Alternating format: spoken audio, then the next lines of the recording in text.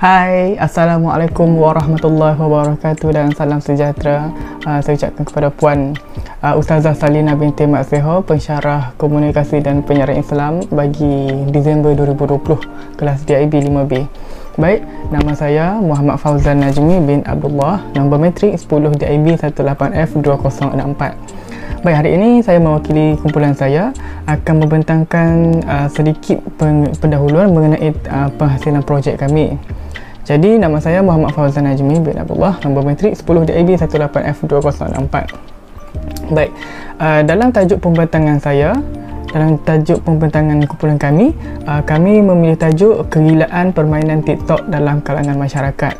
Jadi, dalam pembentangan ini saya akan huraikan saya punya isi kandungan dan juga sedikit pendahuluan dan juga trailer video pembentangan kami.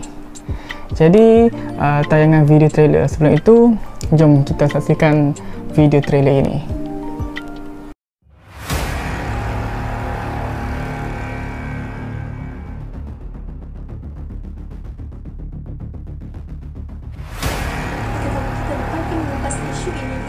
Pelbagai orang kata challenge di aplikasi TikTok yang mereka cuba meluangkan masa lapang dengan ahli keluarga ataupun kawan rapat kita sendiri.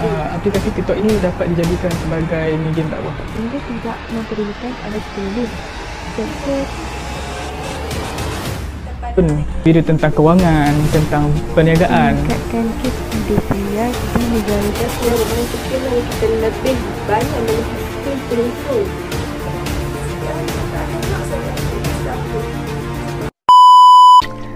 Okey, sebentar tadi telah disiarkan kami punya video trailer projek penghasilan projek kami. Jadi, apa yang boleh saya ulaskan dalam trailer tersebut ialah tajuk rancangan kami adalah Borak Hangat minggu ini, di mana kami membincangkan tajuk TikTok ataupun kegilaan penggunaan TikTok dalam masyarakat. Topik yang dibincangkan adalah kegilaan penggunaan aplikasi TikTok dalam kalangan masyarakat. Jadi, kami mempunyai 5 ahli kumpulan. Seorang menjadi hos ataupun pengacara rancangan tersebut. Rancangan tersebut iaitu Nur Maisarah Izzati binti Yusri. Okey, dan 4 lagi berbaki adalah kami berempat sebagai tetamu undangan, iaitu Fauzan, saya tetamu nombor 1, Farah Amani tetamu 2, Syahirah tetamu 3 dan Nur Zahirah tetamu nombor 4. Jadi, pendahuluan topik, saya akan huraikan sedikit tentang pendahuluan topik kami. Pada zaman kini, TikTok menjadi perbualan hangat kerana ramai anak muda yang melibatkan diri dalam aplikasi TikTok. Dalam rancangan ini, iaitu Borak Hangat minggu ini, kami akan mengupas dengan lebih mendalam tentang kesan baik dan juga kesan buruk penggunaan TikTok kepada masyarakat. Seterusnya, faktor serta cara untuk kita menangani masalah ataupun tabiat ini, iaitu tabiat penggunaan TikTok ini dalam masyarakat. Okey, seterusnya saya sambung kepada maklumat penghasilan projek, lokasi penggambaran ataupun lokasi kami menjalankan projek ini. Seterusnya durasi tempoh keseluruhan projek kami, dan yang ketiga adalah alatan yang saya gunakan sepanjang saya menghasilkan projek ini. Baik, lokasi yang kami pilih adalah di kediaman masing-masing lah, disebabkan MCO ataupun Perintah Kawalan Pergerakan 3.0 juga dijalankan di seluruh negara. Kami juga agak terhad untuk membuat sebarang aktiviti di luar rumah, jadi kami membuat penggambaran hanyalah di rumah masing-masing. Okey, seterusnya durasi projek adalah selama 19 minit 46 saat. Itu durasi keseluruhan projek kami lah selepas digabung-gabungkan kesemua ahli kumpulan. Okey, dan ketiganya adalah alatan. Saya akan terangkan ataupun kongsikan sedikit alatan yang saya gunakan sepanjang saya menghasilkan projek ini. Baik, alatan yang pertama adalah sudah tentulah tidak lain tidak bukan telefon bimbit. Telefon bimbit ini saya gunakan adalah kamera. Okay. Dialah kamera, dialah tempat saya untuk cari maklumat, dialah juga untuk saya menyimpan segala maklumat tentang projek ini. Dan yang kedua, saya menggunakan tripod stand untuk saya meletakkan kamera saya dengan lebih jelas dan stabil lah. untuk mendapatkan gambar ataupun video yang menarik dan juga agak stabil. Dan alatan yang ketiga adalah lampu lighting. Okey, untuk orang kata menaikkan lagi lah menaikkan lagi video saya ini, ataupun untuk mendapatkan satu, untuk kita kata mendapatkan satu pencahayaan yang baik lah. Jadi saya menggunakan lighting daripada lampu ring light. Baik, alatan yang ketiga adalah mikrofon. Saya menggunakan mikrofon untuk menjelaskan lagi apa yang saya cakap. Okay. Kalau suara saya tak jelas, mungkin akan menjejaskan markah pembentangan saya lah. Dan yang terakhir adalah ini. Okey. Yang ni adalah aplikasi CapCut. Aplikasi ini saya gunakan untuk mengedit video projek saya. Dalam tu boleh tambah gambar dan sebagainya lah. Okey, kalau tak ada ke 6 ke 5 alatan ni, saya projek ini tak akan menjadi. Okey. Jadi sepanjang penghasilan projek ni saya dapat pengalaman dan juga cabaran lah. Okay. Jadi pengalaman yang saya dapat adalah mencuba sesuatu yang baru. Macam yang kita tahu, sepanjang tempoh pergerakan perintah kawalan pergerakan ni, kami terpaksa membuat penggambaran ataupun membuat projek semua aktiviti secara atas talian. Jadi kami semua diberikan tugasan dan untuk siapkan tugasan secara atas talian lah. Okay, jadi itu adalah satu perkara yang baru lah bagi saya. Dan juga cabaran yang saya hadapi adalah untuk mengambil masa untuk menyesuaikan diri. Macam yang saya cakap tadi, sepanjang tempoh PKP ni, kami kena sesuaikan dirilah untuk mengambil masa jugalah untuk menyesuaikan diri. Untuk satunya untuk belajar menggunakan aplikasi yang baru, contoh tadi CapCut tadi kan. Yang kedua, kami menggabungkan video-video kami secara atas talian.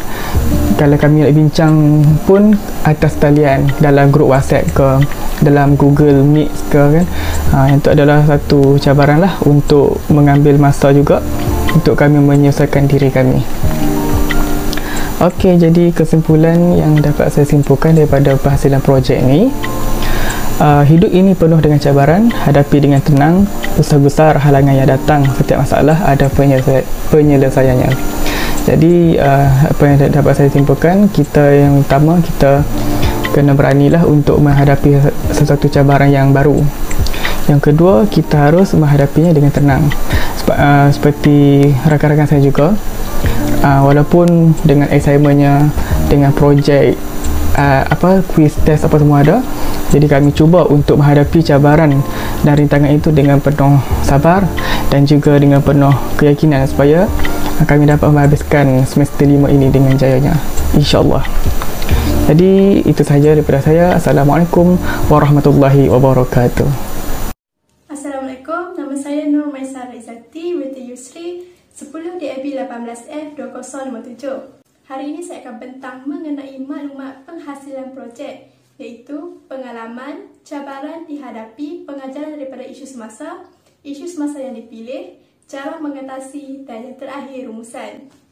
Okey, untuk maklumat penghasilan projek, pertama lokasi, iaitu di kediaman rumah perikutan musim PKP. Kedua ialah peralatan. Pertama ialah ring light atau tripod untuk memudahkan merakam dan dijadikan sebagai pemegang phone dan juga untuk pencahayaan yang lebih baik. Kedua, telefon untuk merakam video. Seterusnya, menggunakan earpod untuk penghasilan video lebih jelas dan kuat. Dan terakhir, jadikan kursi sebagai tempat duduk agar nampak hasil keseluruhan dalam video. Seterusnya, pengalaman. Pengalaman yang saya perolehi daripada penghasilan projek ini, saya dapat mempelajari benda baharu seperti mengetahui banyak cara menyunting video agar menjadi lebih menarik dan mempunyai banyak idea walaupun menghasilkan video secara atas talian. Untuk cabaran pula, cabaran yang saya hadapi dalam penghasilan video ialah kesukaran dalam menyunting video. Hal ini kerana tugasan projek yang diberikan adalah secara berkumpulan.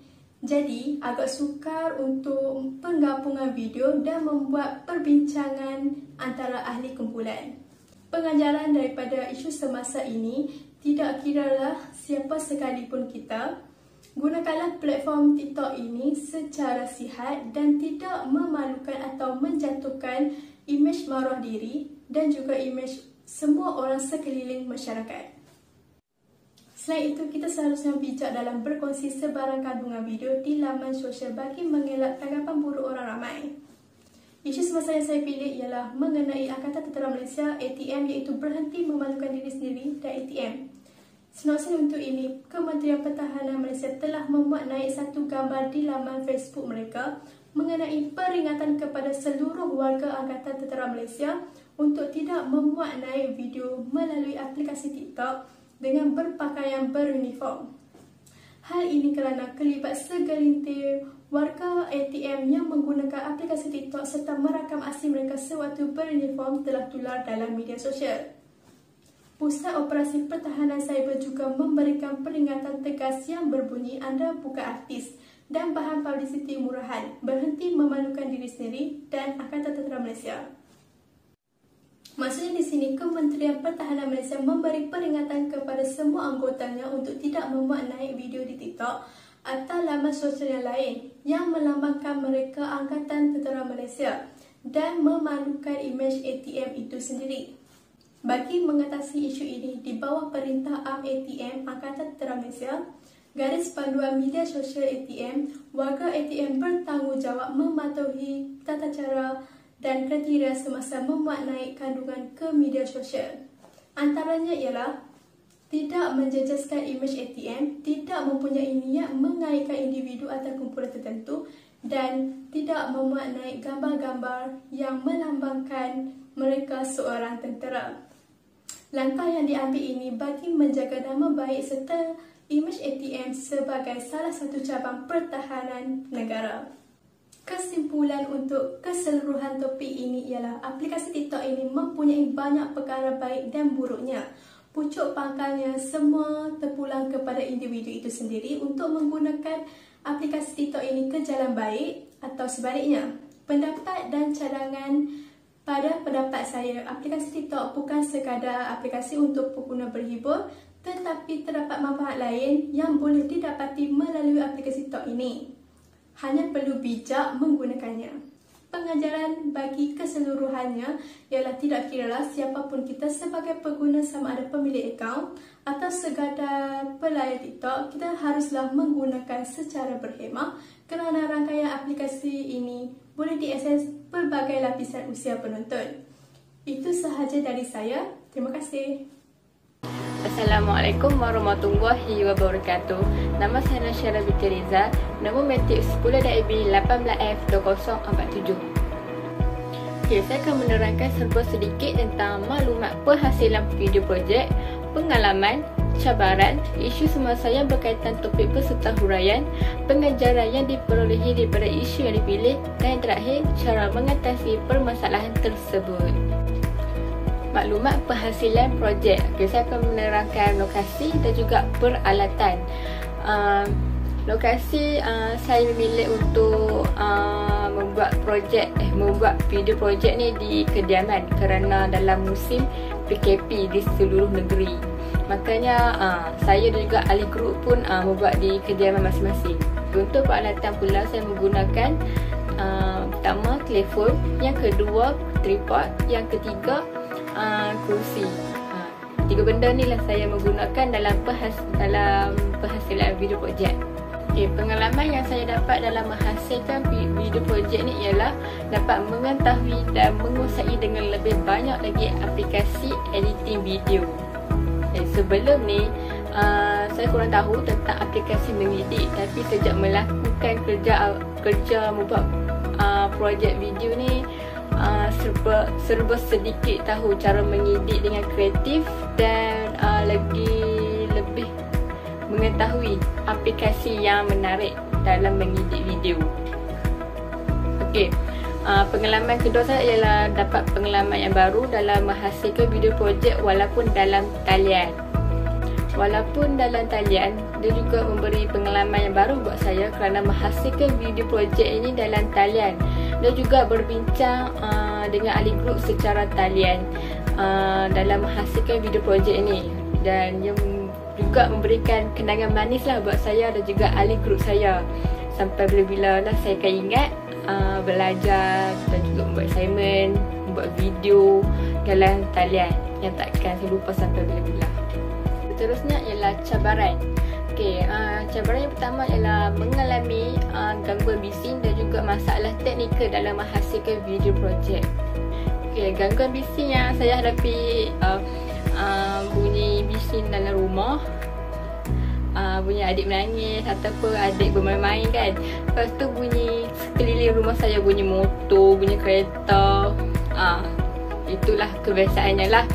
Cabaran yang kedua ialah kekangan masa untuk merekod video.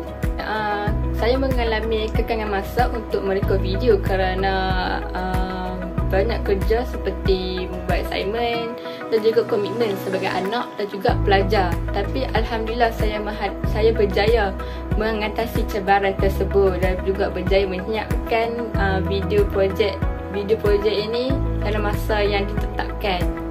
Seterusnya ialah isu semasa yang berkaitan topik peserta huraian.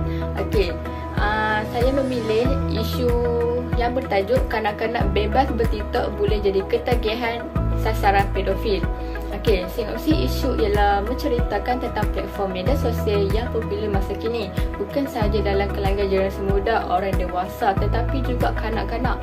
Contohnya, apabila kanak-kanak membuat video di rumah mereka mendedahkan ruang privasi di dalam rumah, berkongsi lokasi, mempamerkan kereta ibu bapa mereka dan juga mempamerkan nombor plat kenderaan. Kanak-kanak dan remaja cenderung menghabiskan masa yang lama, bahkan mungkin berupaya menjadi ketagih menonton video selama berjam-jam pada satu-satu masa.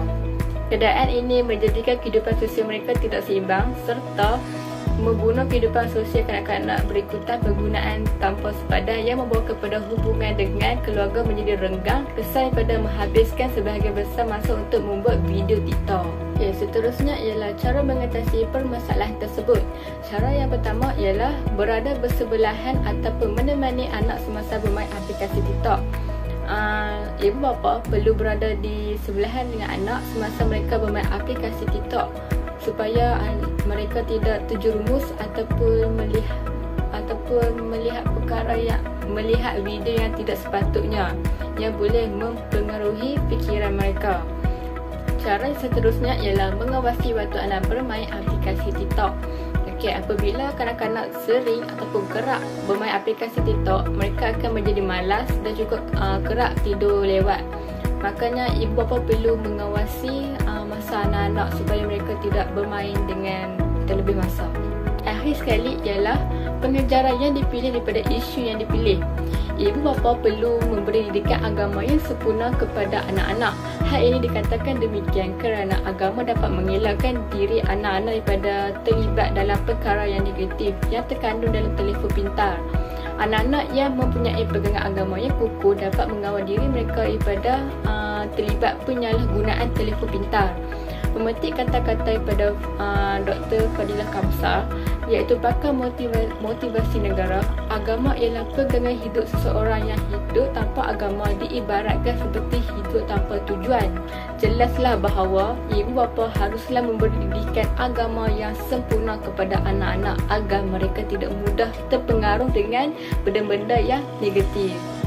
Setakat ini sajalah penerangan saya tentang kehasilan video projek. Sekian, terima kasih. Assalamualaikum. Assalamualaikum warahmatullahi wabarakatuh. Nama saya Nur Zahira binti Muhammad Santaran, nombor matrik 10 DIB 18F2031. Saya dari kelas DIB 5B. Saya akan meneruskan pembentangan ini dengan subtopik kesan buruk penggunaan aplikasi TikTok. Sebelum itu saya akan menceritakan tentang penghasilan maklumat projek yang telah saya jalankan.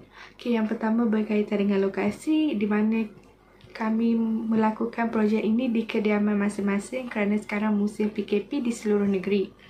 Durasi projek kami ialah selama 19 minit 46 saat. Peralatan yang yang saya gunakan, yang pertama ialah kerusi, yang kedua ialah telefon bimbit, yang ketiga ialah ring light.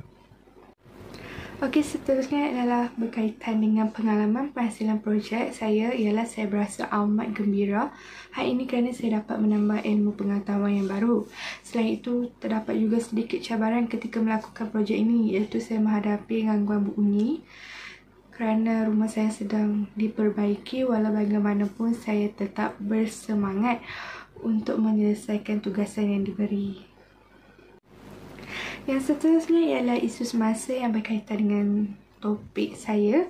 Okey, isu ini saya dapati dari sumber internet. Okey, sinopsis isu ini adalah berdasarkan artikel tersebut, ianya menyatakan bahawa aplikasi TikTok didenda sebanyak $5.7 juta kerana mengumpulkan data peribadi kanak-kanak tanpa kebenaran oleh ibu bapa. Hal ini kerana ramai golongan kanak-kanak yang berusia 12 tahun dan ke bawah yang menggunakan aplikasi TikTok ini. Tindakan aplikasi ini telah melanggar Akta Children's Online Privacy Protection Act 1998. Okey, seterusnya ialah pengajaran yang saya perolehi daripada isu yang saya pilih. Okey, yang pertama adalah masyarakat seharusnya bijak dalam penggunaan sesuatu aplikasi.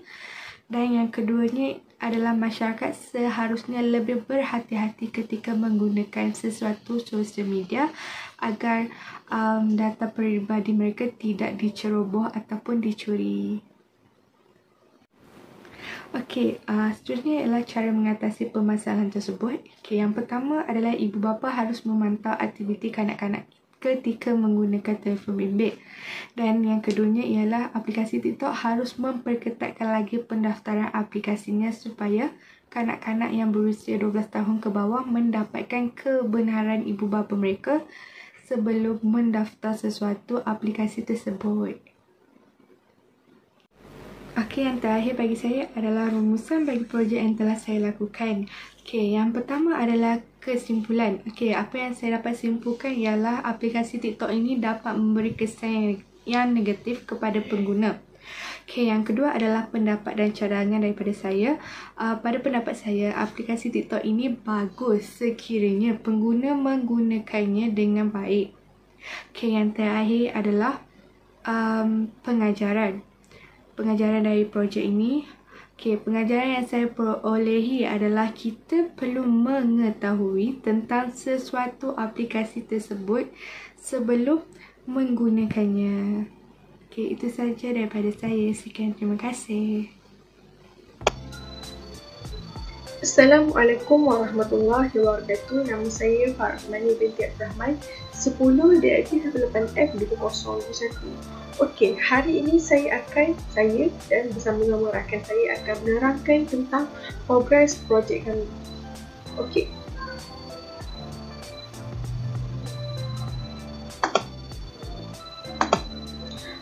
Okey, maklumat penghasilan projek. Okey, yang pertama ialah lokasi. Okey, lokasi yang kami buat untuk penghasilan projek kami ini ialah di kediaman masing-masing secara atas talian kerana musim PKP di seluruh negeri.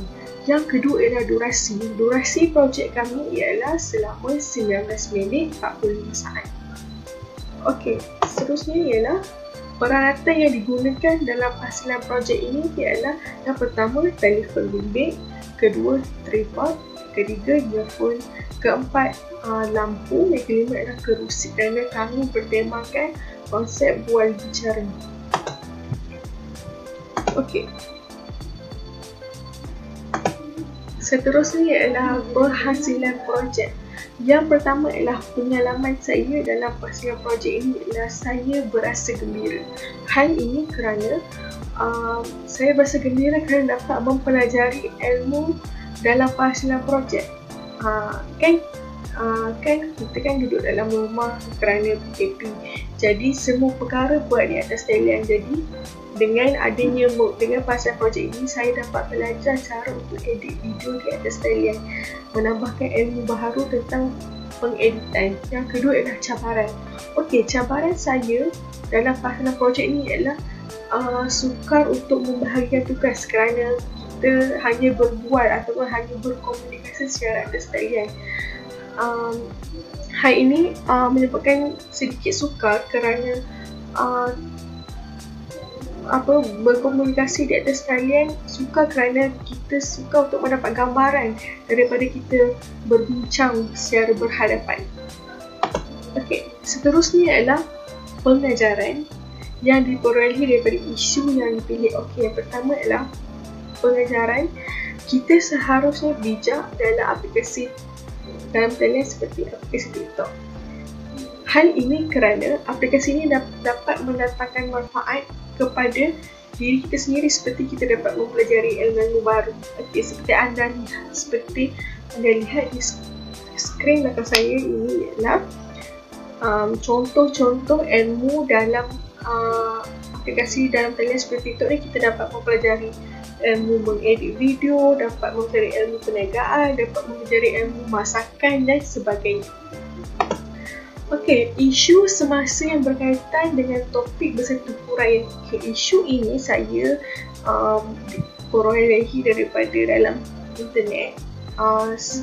Isu ini berlaku di luar negara, iaitu di Indonesia. Okey, isu ini menceritakan tentang satu laman web yang menawarkan duit secara percuma kepada pengguna TikTok. Nama laman web ini adalah TikTok Cash. Okey, cara untuk mendapat duit ini adalah para pengguna TikTok perlu mendaftarkan nombor kad pengenalan dan nombor email mereka di laman web tersebut. Akan tetapi, untuk memperolehi duit tersebut secara percuma, mereka perlu mendaftar kad keahlian dengan yuran yang tinggi. Jadi, pengguna TikTok yang kurang berfikir panjang akan terus mendaftar tanpa mempedulikan yuran yang tinggi. Namun, setelah mendapat beberapa aduan, rupanya laman web tersebut ialah laman web yang tidak berdaftar. Setelah beberapa pengguna ataupun ramai yang mudah percaya mendaftar dengan laman web tersebut, laman web tersebut tiba-tiba hilang dan tidak dapat disyaki. Okay. Hal ini menyebabkan ramai pengguna yang mendaftar yuran terhadap laman web tersebut rugi banyak. Okey. Dua cara mengatasi permasalahan tersebut. Daripada isu tadi, dua cara untuk kita atasi masalah tersebut ialah yang pertama, membuat laporan terhadap laman web berkenaan agar pengasasnya dapat dibekas. Okey, apabila kita dah tahu laman web itu berapa banyak duit, kita report akaun laman web tersebut. Yang kedua ialah kita janganlah mudah terpedaya dengan duit yang ditawarkan semata-mata, kerana menawarkan duit secara percuma itu macam mudah sangat, tidak percaya. Jangan mudah untuk memberi maklumat peribadi seperti memberi nombor kad pengenalan, nombor email dan sebagainya. Okey, rumusan daripada projek penerangan ini ialah, kesimpulannya ialah aplikasi ini banyak baik dan buruknya jika digunakan secara baik ataupun sebaliknya. Aplikasi ini juga mendatangkan pelbagai manfaat pada dunia yang kini moden. Okay.